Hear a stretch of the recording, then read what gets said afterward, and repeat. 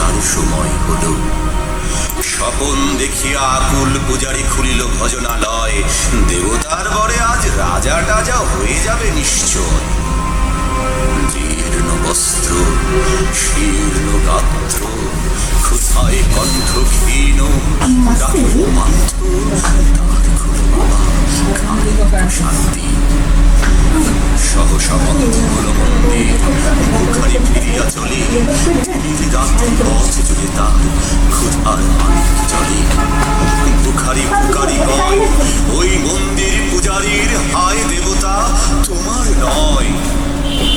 মসজিদে কাল সেরে আছিল অঢেল গোস্ত রুটি। বাঁচিয়া গিয়াছে মোল্লা সাহেব হেসে তাই গুটি গুটি। এমন সময় এলো মুসাফির, গায়ে আজারির চিন।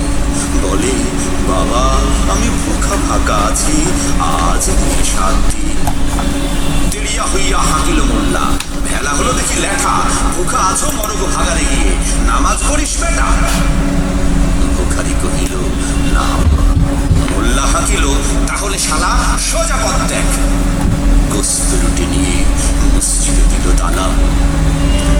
ভুখারি ফিরিয়া চলে, চলিতে চলিতে বলে, ৮০টা বছর কেটে গেল আমি ডাকিনি তোমায় কভু। আমার ক্ষুধার অন্ন তা বলে বন্ধ করনি প্রভু। তব মসজিদ মন্দিরে প্রভু নয় মানুষের দাবি। মোল্লা পুরুত লাগায়েছে তার সকল দুয়ারে যাবি। কোথা চেঙ্গিস গজনী মামুদ, কোথায় কালা পাহাড়,